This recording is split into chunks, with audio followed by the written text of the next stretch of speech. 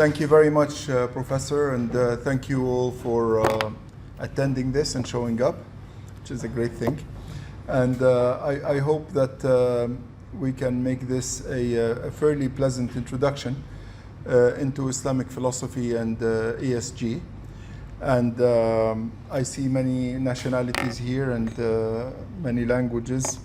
And I hope to leave some room for discussion. So I will try to go through as quickly as I can so that we can have a more interactive session rather than just a lecture. Okay, so today we're discussing Islamic philosophy and ESG. You've already covered ESG, and I understand you've made some wonderful presentations about companies, real ESG and fake ESG and multiplicity of other topics. Today we shall focus on Islamic philosophy as it relates to ESG, and through a set of brief remarks and then hopefully an engagement in discussion. We start with philosophy. I understand that you are from diverse backgrounds. Some have studied philosophy, some have not. But philosophy, to put it in a very simple way, at least if we look at the Greek etymology of it, it is the seeking of wisdom.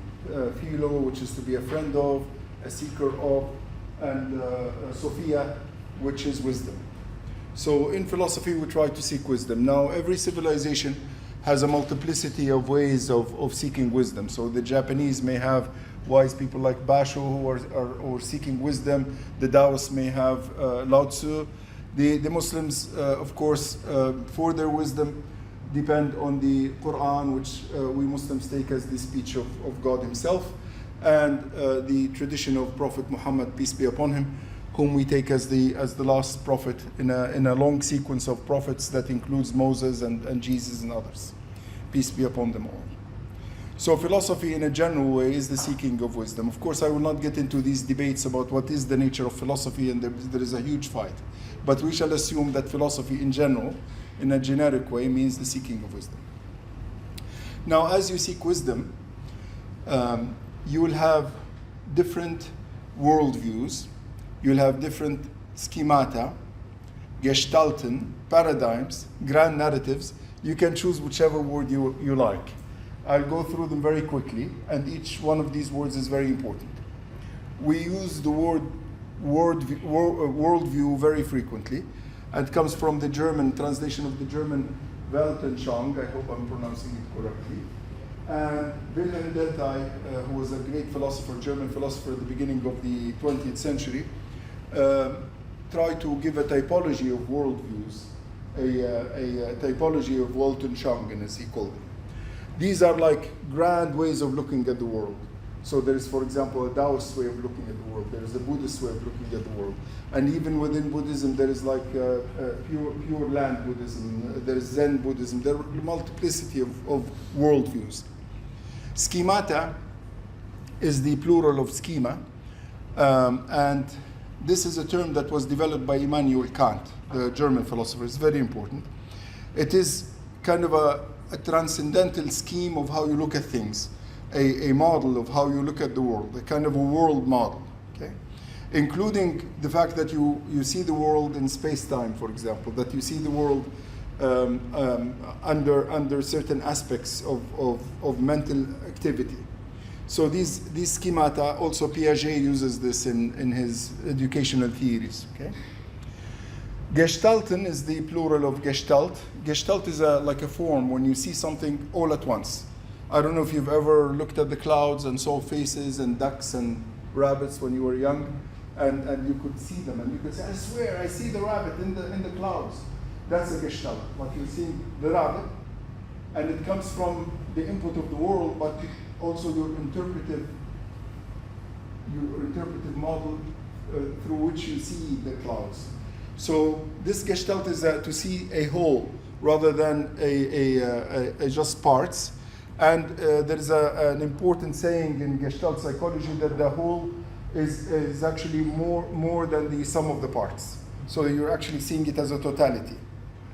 Paradigms, again, and there is the famous philosopher of science, Thomas Kuhn, speaks of scientific research programs or scientific paradigms. So there is the Newtonian, for example, paradigm of looking at the physical world. There is the Einstein's paradigm of looking at the world, the relativistic or relativism, theory of relativity, not relativism, of Einstein, or the quantum way of looking at the world. Okay, so these are paradigms. And then the grand narratives.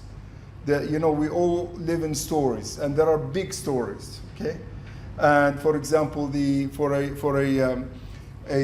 Jew, the story of the Torah, the story of Moses, the crossing of the Sinai, and so on. That's a huge narrative that has implications. Okay, for a Christian, the story of Jesus, the narrative that is related in the four Gospels, that's a grand narrative. For the Muslim also, there is a grand narrative of how Allah Azza wa Jal, or God, has sent these prophets from Adam all the way to Muhammad, peace be upon him, giving us guidance, and that we're not abandoned, and there is a hereafter, and that God will judge us. This is a grand narrative. Okay, so we can say that philosophy, as the seeking of wisdom, offers all of that.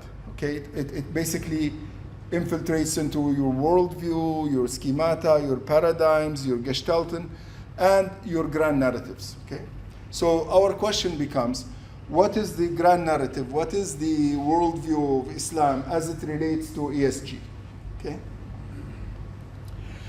Now, in philosophy, there are kind of three dimensions, and any addressing of the question must cover all three.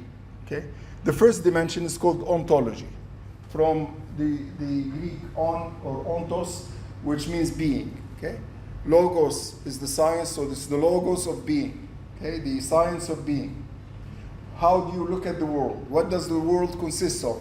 What is the furniture of the world? Okay, that's your ontology. Then your epistemology, from the Greek episteme, which means knowledge. So what is your notion of knowing? What does it mean to know? Is knowing a cognitive thing? Is knowing just thinking? Is knowing an experience or a mystical experience? Is knowing a sitting in zazen? What is knowing? Okay? So this is your epistemology. From, again, the Greek word episteme, which means knowledge, versus doxa, which is mere opinion. And then logos, the logos of episteme, the science of knowing. Then the last one is axiology, from axia, which means value. So this is your theory of value. And it has to do with judging, with valuating. Sometimes it's called theory of valuation. I mean, some of you are economists and business people, you must have studied the theory of value. What is Adam Smith's theory of value? What is Karl Marx's theory of value? The labor theory of value. What does it mean to have value? Okay? This is dealt with in axiology. So Islamic philosophy works at all these three levels. It offers an ontology, it offers an epistemology, and it offers an axiology. Okay? Now, Islamic philosophical discourse, you can't just go to a book and say, this is Islamic philosophy, let me just go and find out what does Islamic philosophy say about ESG. Unfortunately, you have to study multiple disciplines in order to bring the elements of an Islamic approach to ESG. One discourse, one way of talking, is the traditionalist or juridical discourse, and this is very important. We Muslims have a collection of the sayings of Prophet Muhammad, peace be upon him, and the recordings of his acts. These are normative for us. So this is the traditionalist approach. Then the juridical, there is a kind of a legalistic tradition built on that, which is called fiqh in Arabic.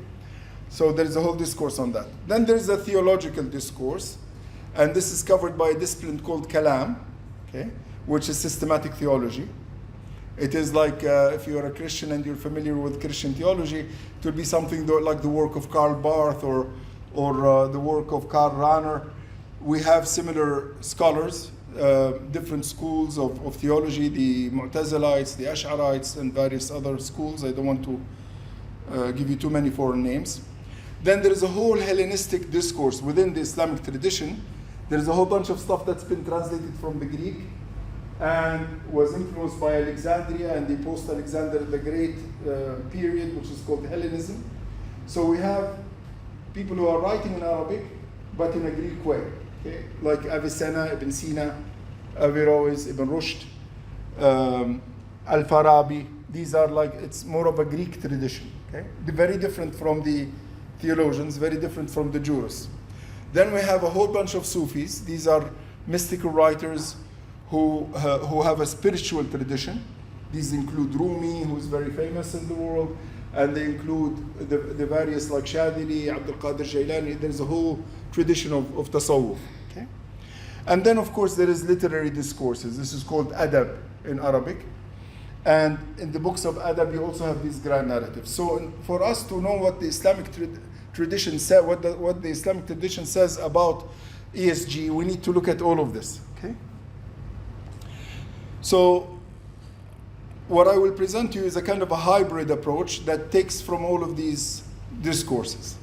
It's very difficult to summarize it in a short talk, but I'll do my best, okay? And I will be focusing on what we can call axiomatics or presuppositions. And to bring this to your attention, I would like to make the comparison with what's called in biology genotype and phenotype. A genotype is like DNA. It's like the hereditary scheme that will get expressed as a creature. Okay, so a seed would be full of genotype. Okay, and the expressed tree that we see in the garden, in all its glory and greenness, with all its beauty and flowers, that is the expression of the genotype, the phenotype. Every civilization, every worldview, every gestalt, every paradigm, every way of looking at things always has some seeds and has an expression. And the expression, of course, depends on the environment as well. So there is a British philosopher called R.G. Collingwood who wrote in the 1930s. He called these absolute presuppositions. So for example, the Western capitalist paradigm has certain assumptions about value, about what life means, what is the most important thing in life, okay? The Marxist paradigm has a different set of presuppositions, okay? So we'll be looking at what Islam says about ESG, focusing on the most important axioms. Like in mathematics, you have axioms and then you derive from them the entire system of mathematics. So instead of just looking at the details of the Islamic worldview, we will look at some of the basic ideas, okay? So, ESG, we'll look at the E first, environmental. What does Islam say about the environment, okay? And the environmental considerations. The first notion that I would like to convey to you is the notion of indicators, what we call in Arabic ayat, okay? If I go towards Abu Dhabi, and I see a big blue sign that says Abu Dhabi, okay? And I park at the sign, and I say, Alhamdulillah, thank God, I arrived at Abu Dhabi. People will say I'm crazy, because that is a sign, not a thing, okay? Confusing a sign for the thing is a big mistake. But confusing things for signs is also a big mistake. The Islamic worldview is based on the idea that everything you see around you is a sign. Everything. From the sun, the moon, the trees, other people, the way you talk, the way you hear, speech itself, all of it is a divine sign according to the Quran and the Sunnah. Okay? And this is, by the way, not so alien. It used to be the case in medieval Europe as well. For example, Saint Bonaventura, for those who are Catholic, says that in his book on the mind's road to God. He calls everything in the universe vestigiae Dei, so vestiges of God. Okay, so the Islamic way of looking at the world is that it is science, which means this tree points to the divine. That has implications. You don't chop it down when you take it that way. Okay, this human being is a sign of God, so you don't kill that human being because he points to God. Okay. So when you see the universe as a set of divine signs, indicators of the divine, you tend to cherish the world and not destroy it. Okay? It's a very different way of thinking of the world. So it's not a mere set of things that you can dominate, but a set of signs that you should respect and look into as an indication of things divine. Okay? Second idea is the idea of balance, which is called mizan in Arabic. It says in the Quran that when God created the world, He has put a balance in it. Now they call it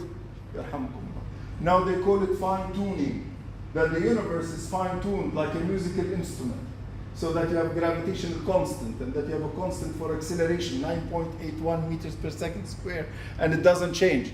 Okay? These numbers, these fine-tunings, this is a divine balance, something that is put in the world. Okay? And it says in the Quran, God has put the balance in the world, do not disturb the balance. Okay? So, if you take the world as fine-tuned and balanced, and that you are asked not to disturb the balance, then your attitude towards the environment will be very different. We're definitely not listening to God at all, because we definitely have basically destroyed the balance. Okay? And now we can feel it in the heat, and we feel it in the weird rains that we get, and we feel it in the forest fires in Canada, you know. So the strange things that are happening, weird deep fish that show up on shores dead. So all of this is because of disturbing of the balance. The third notion that has an impact on the environment is the notion of mending versus spoiling. There are multiple injunctions in the Quran that you must mend the world, that you should fix it. This is not unique to the Quran, by the way, it's also in the Torah. Tekun ulam, it's called in Hebrew. And it is that the world needs to always be repaired, fixed, mended, that we should not ruin things. And the opposite concept is that of ifsad, okay, fasad, which means corruption or ruining. So you're asked to mend the world, not ruin the world. Okay? So this is a third notion. The fourth notion is that of trust. That everything that is given to us is given as a trust, is given as a treasure to be kept and respected and held onto and handed to the further generations without destruction. Okay? We are custodians, not owners. Okay?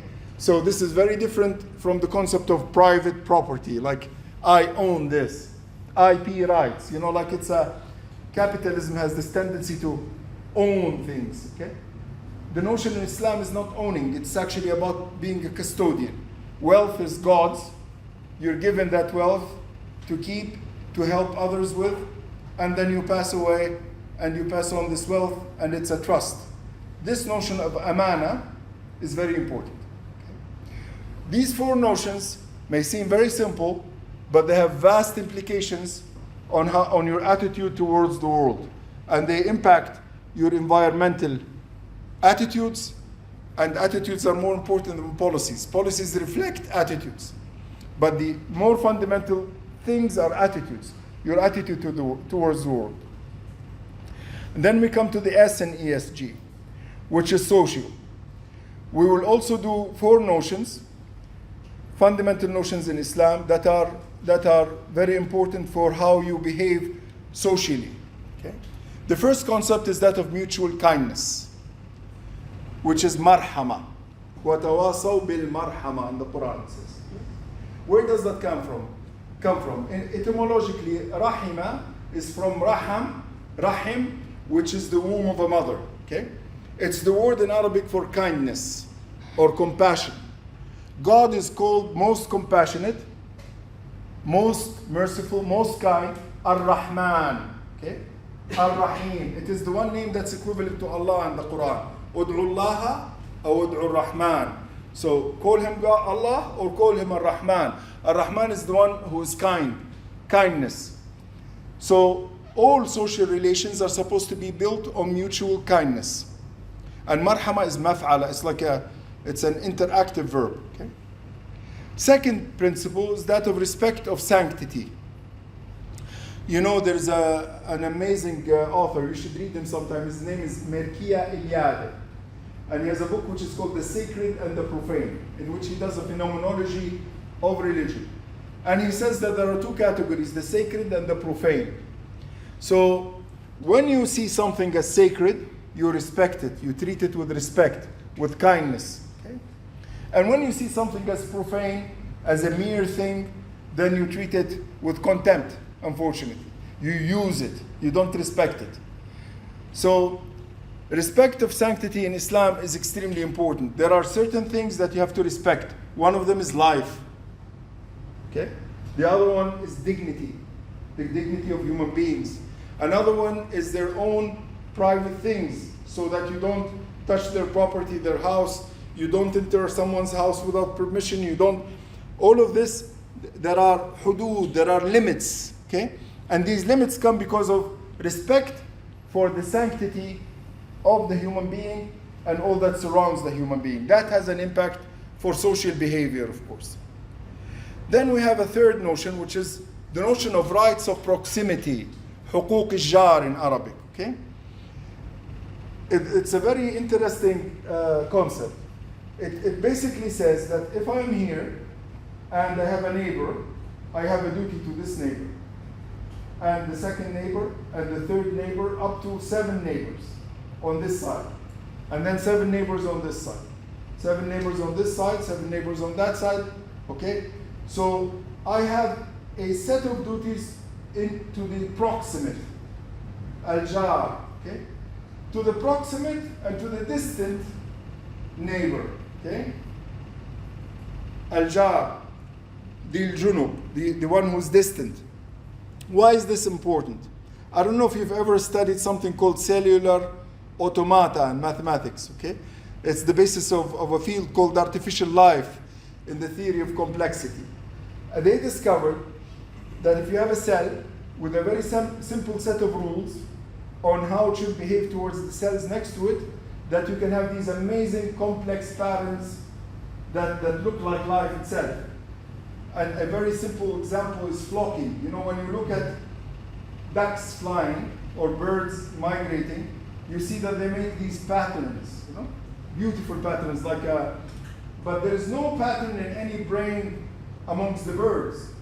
There are only local rules for the duck to fly in a certain way compared to in relation to the ducks around it. And because it does that, you have what's called an emergent pattern, okay?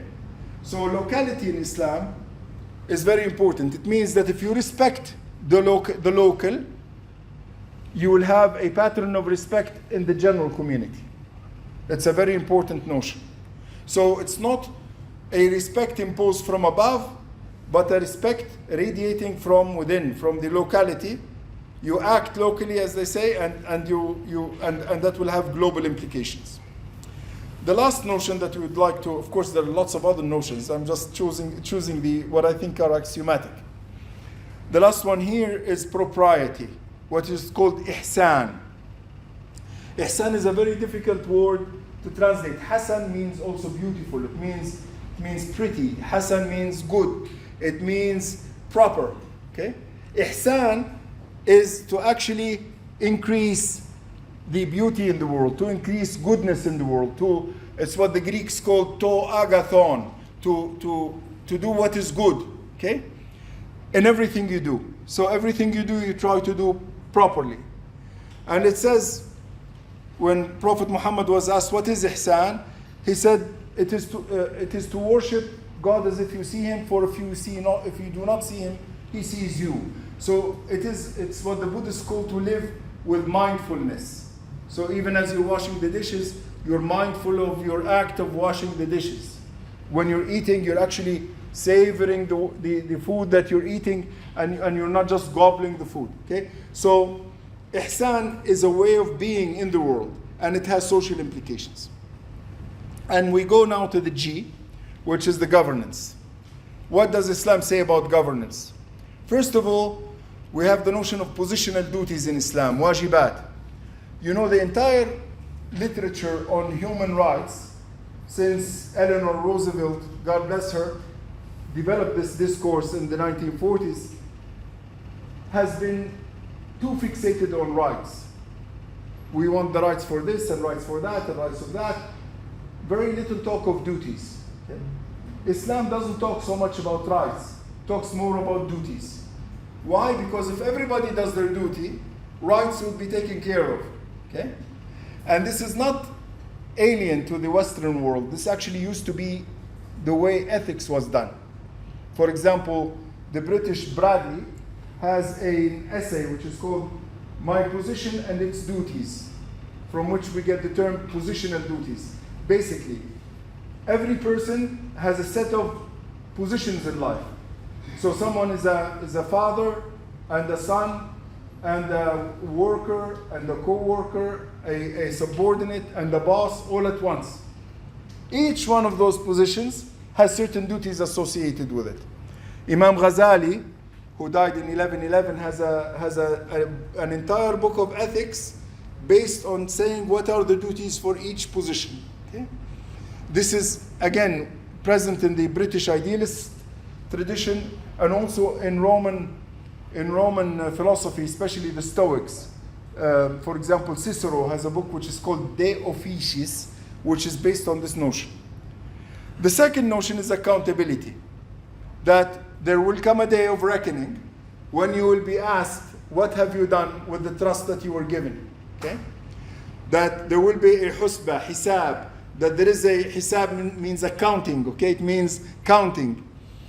And this is why inspection of markets in medieval Islam was called husba, wilayat al-husba. People, like there will be a market inspector to inspect the quality of goods, okay? So that things are not just haphazard, that there is accountability. This is part of governance. The third notion is that of transparency. Ifsah, one of the early caliphs of Islam, he got on the what we call the member of the like in the mosque, the high place from which they give the speech, and he said, "This is what I own. If upon exiting you find anything more than this with me, then punish me, for I would have stolen." Okay, this is now declaration of wealth, which is now a common practice. This was known, and this is that you have to be clear about what you're doing. Okay, the last one is the seeking of perfection, which is called itqan. As Prophet Muhammad, peace be upon him, says, God likes it that when somebody does something, that they do it perfectly. Okay? So this notion of continuous seeking of quality, okay? What the Japanese would call continuous improvement, okay? And the kaizen, they call it. Yeah, that's already included in this notion of itqan. So basically, we've covered ESG, 4 key notions for each one, which is 4 axioms for each one. From these 12 axioms, you can generate an entire system of dealing with the environment, with social issues, and with governance issues. And thank you very much. So I'll stop there and we open it for questions.